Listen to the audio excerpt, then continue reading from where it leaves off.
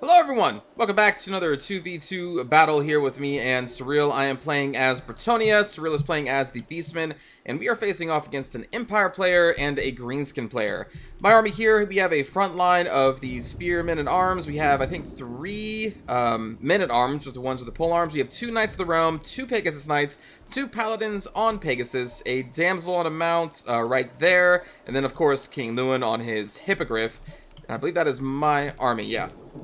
For Surreal's army, he brought 3 Cygors, a Gorbull, Minotaur with great weapons, 2 normal Minotaurs, 2 Ungor Raiders, and then 4 Ungor herds with spears, led by Malagor the Dark Omen. And then for the Greenskin player over here, we have 2 Orc Boarboy Biggins, one of which is the Renowned unit. We have a front line of Knight Goblin Archers, 1 Goblin Archer, one of these is the Durusty Errors. We have the Crimson Killers, another Black Orc, then 3 Orc Boys, led by Grimgor Ironhide and a Goblin Big Boss that is unmounted. They also have the Arachnarok Queen and a Giant.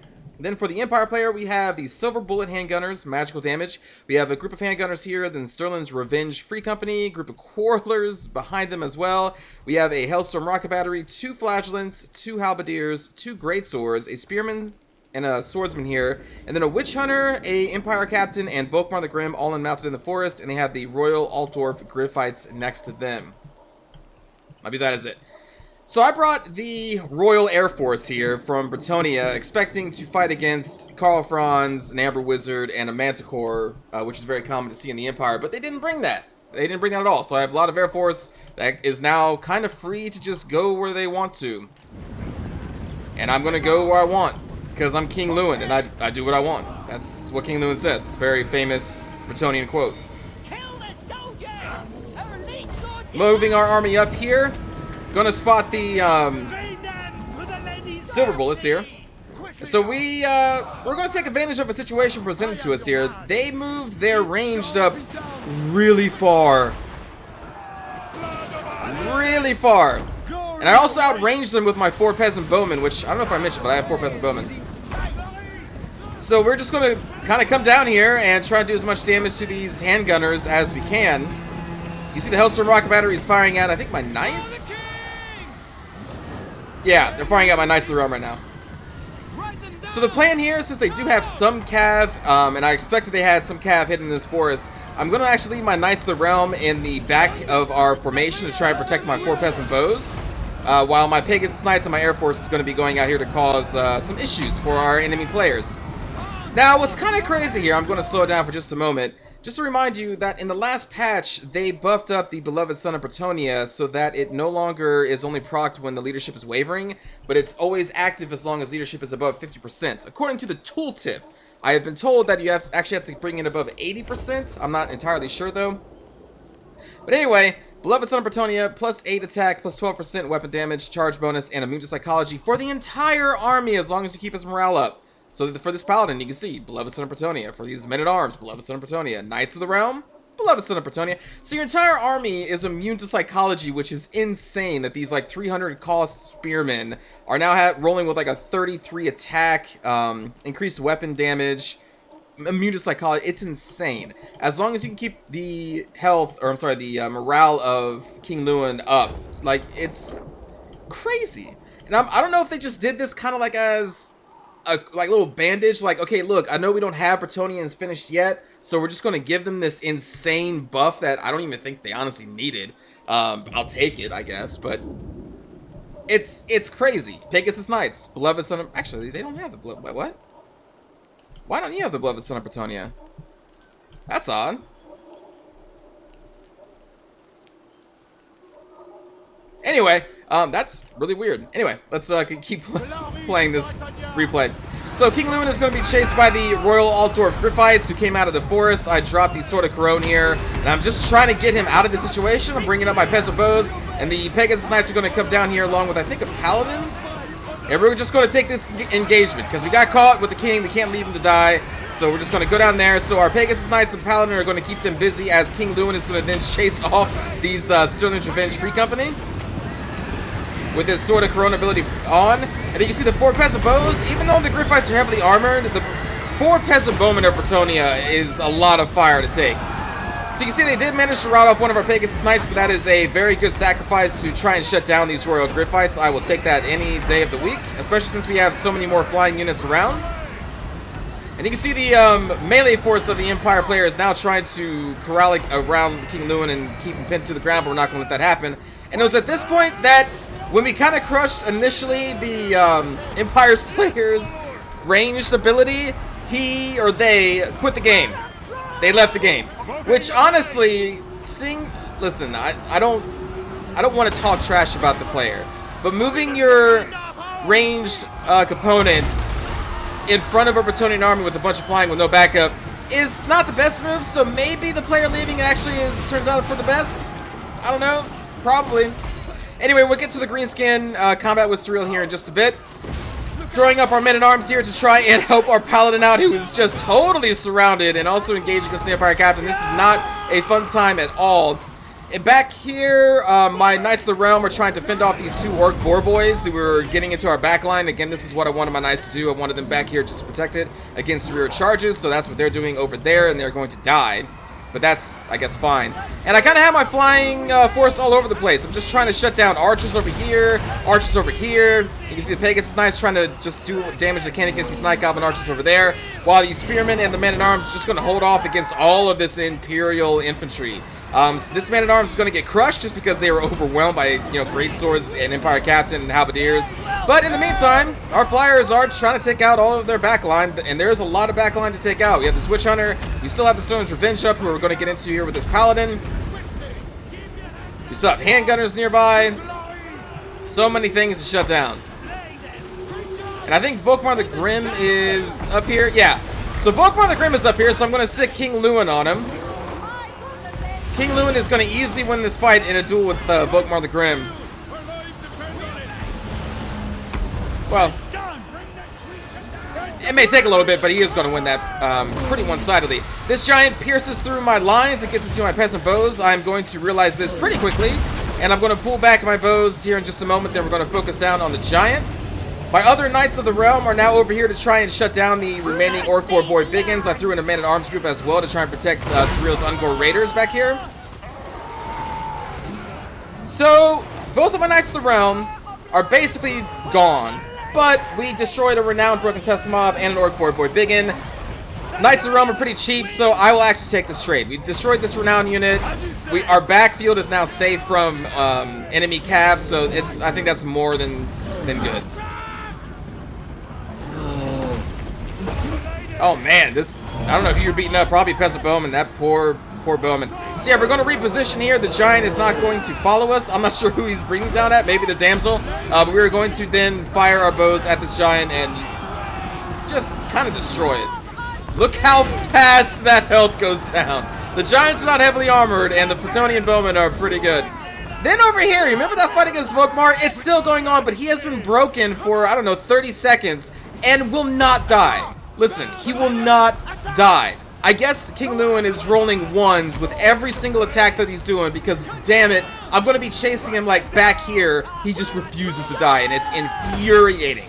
Because I want to use King Lewin in other situations. So we have these Goblin Archers. Well, I can't see them right now, but I'll be able to see them soon. We still have the Hellstorm Rocket Battery. We have all these handgunners that my Men-at-Arms are trying to chase off. What remains of my Pegasus Knights are trying to do what they can.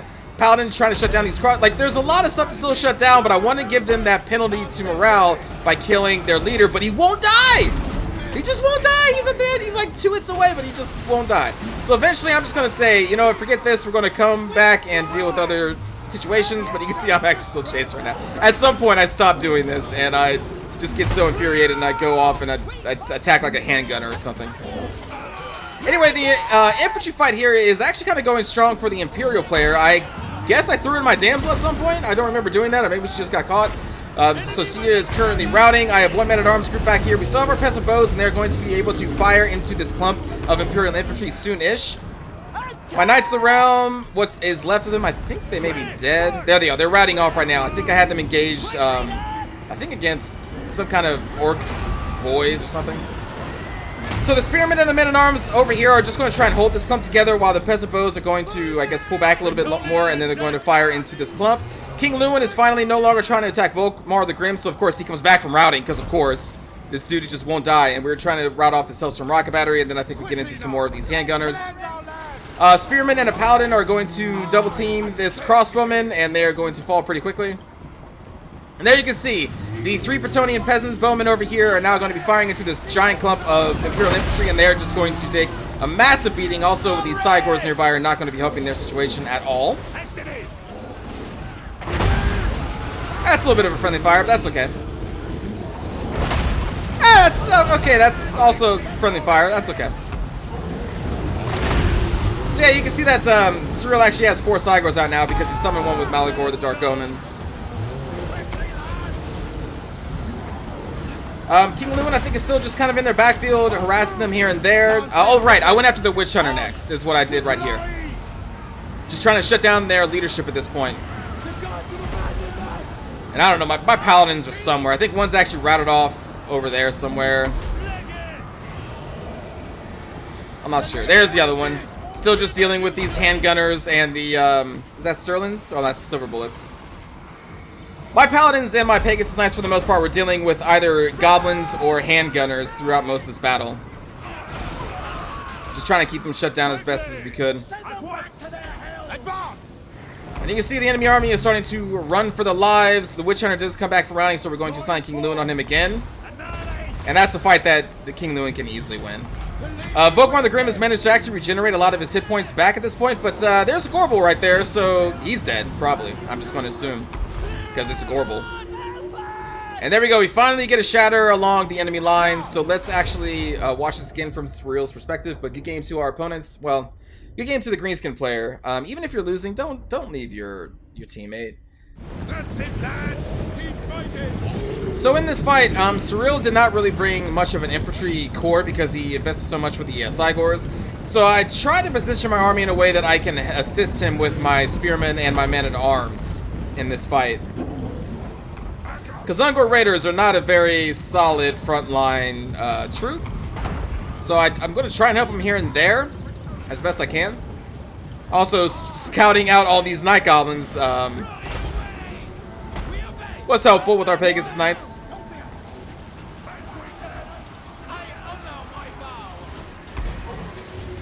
I really don't understand this move of moving the handgunners forward without any support when you're looking at a Bretonnia player who has an Air Force. Like, that's insane to me. You can see the Hellstorm rocket battery is starting to pelt our Knights of the Realm over here. I'm not sure what this is. Oh, Traderken. Okay. That is, I believe, a single target damage spell from Malagor. And here goes some Minotaurs with great weapons and other Minotaurs. Is that all 3 Minotaurs and a Gorbel? Jeez.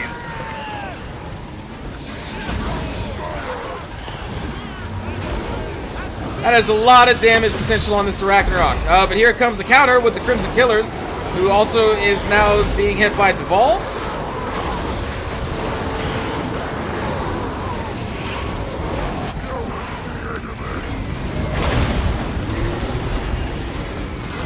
I think that was friendly fire from the Cygor that just murdered those Ungors. Oh no, wait, there's the Gorbel. The Gorbel's over here dealing with some other Black Orcs. These Crimson Killers just look so cool.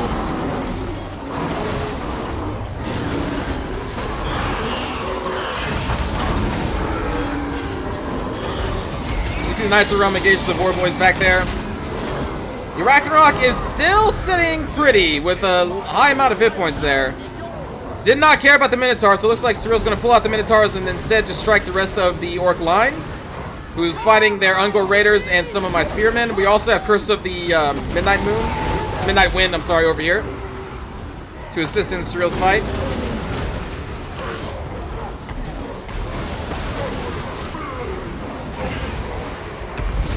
Grimgor being Grimgor. Ah, silly Grimgor.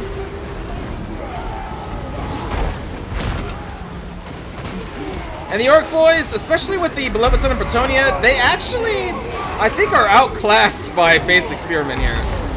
Because they, as long as you don't charge with the spearmen and you just sit them and have them braced, the Orc boys' charge bonus is going to be negated. And without that, they're not going to be able to do as much. The Lionhearted will grace us with his will. Let's see, so at this point, the Ragnarok has pierced the lines, is now engaged against the Cygors, but still taking a lot of damage from the Minotaurs. And then back here, we know that the two Orc Boys are going to be shut down by the Ungor Raiders, Knights, and Men-at-Arms. The Cygors still just firing away. And I believe these Minotaurs are going to be going after the Rusty Arrows here. They are about to have a very bad day.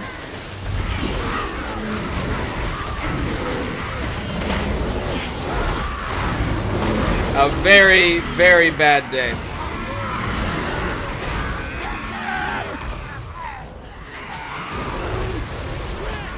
Meanwhile, over here we have Malagor charging another one of the Night Goblin Archers. This is a pretty safe move. Malagor is a good enough melee combatant to be able to take out Night Goblin Archers. I wouldn't put him up against, like, other melee heroes per se, but yeah, against this kind of weaker melee unit, sure. Even Orc Boys, sure. I don't think he's going to be losing too many hit points. I mean, he's lost some. But that may be towards arrow fire. Going to back him up here with some Pegasus Knights.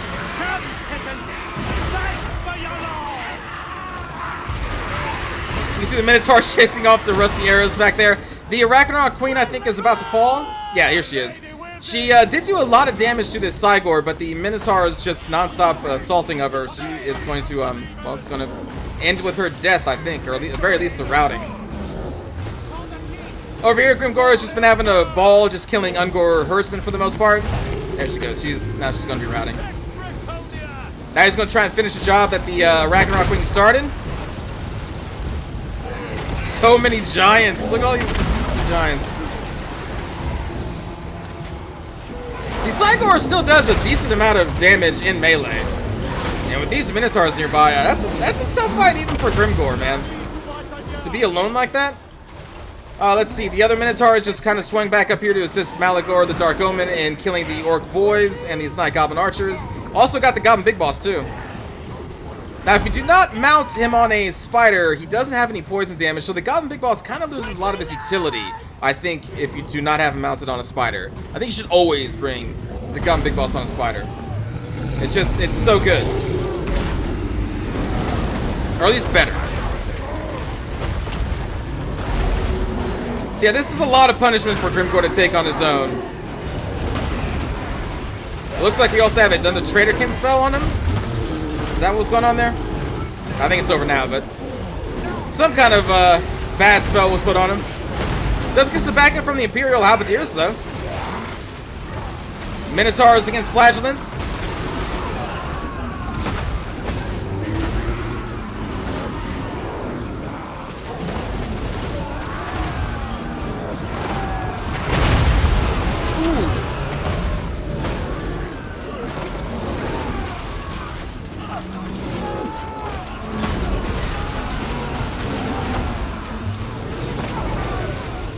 Ungor Raiders just kind of picking off forces here and there. You can see the Goblin Big Boss come back from routing. Grimgor has managed to stay in the fight a long time. He is still a very powerful melee combatant, but he just doesn't really have much of a chance in this particular situation. There's just too many enemies nearby that can pierce his armor. There goes me killing that Witch Hunter, or trying to. And the Great Swords are going to be rounding off. Flagellants, of course, are going to stay to the very end because they are unbreakable. Sigma demands blood. It is part of the reason why they are so good in certain situations. Oh!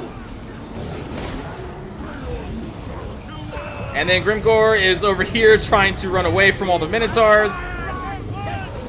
But they are now just playing with them.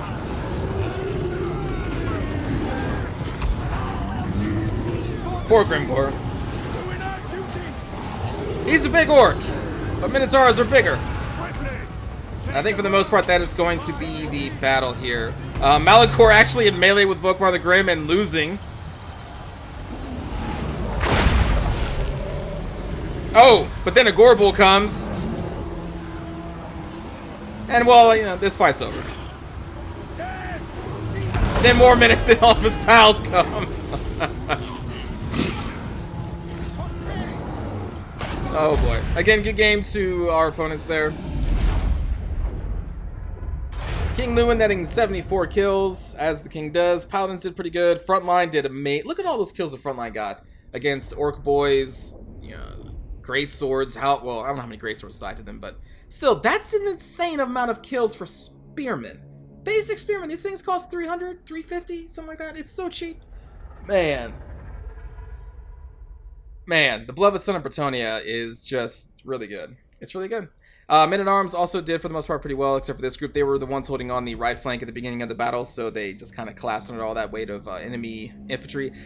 Peasant Bows, they just did excellent. They weren't threatened through most of the battle and were able to just use their ammo to whatever they wanted to. Hickus' Knights did pretty good. Knights of the Realm did their job at protecting the back line. They helped rout the Orc Boarboy Biggins, so that's all I wanted from them. For Surreal here, 41 kills on Malachor is not bad. Gorbel, 42 kills. The Ungor Herd didn't do that well, but I don't think they really ever do. The Ungor Raiders did okay. The Minotaurs, well, they're Minotaurs, so they did pretty well. And then the Cygors all netted a high amount of kills there. For Pabst, this is the person who left midway through the battle. Volkmar the Grim, 0 kills. Honestly, most of this work was done by the AI. So, good job, AI. Hojin, 100 kills on Grimgor. Killed a lot of Ungor Raiders. Orc Boys, one of them did pretty well. The Black Orcs did okay. They were fighting against the Gorbel there, but they still netted 75 kills. These Crimson Killers, their whole thing is like the AoE attack. So to maximize that, you probably want them, and ideally would be against a Bestigor herd against the Beastmen, which obviously wasn't the case here. Or, you know, Great Swords, something like that. A lot of people that they can do their AoE attacks against. Against just Minotaurs, especially lower armored Minotaurs, like the Crimson Killers are not going to shine, but that is who they were fighting, was the Minotaurs. So they just kind of got crushed without getting too many kills. Still, they're a pretty powerful unit. I'm sure they did a lot of hit point damage to the Minotaurs, maybe brought a couple down, but again, that's not really their ideal situation. Night Goblins, one of them did pretty well. The Rusty Arrows did pretty well. The Orc Boarboy Biggins destroyed my Knights of the Realm, but that's it was an even trade for me. 80 kills on the Giant is not bad, and then 49 on the Ragnarok Queen. She actually did kind of a lot of work. She did a lot of hit point damage to the Minotaurs and then to a Cygor before she finally dropped. So again, good game to Hojin and to Surreal there. Hope you enjoyed, everybody. I will see you all next time. Take care.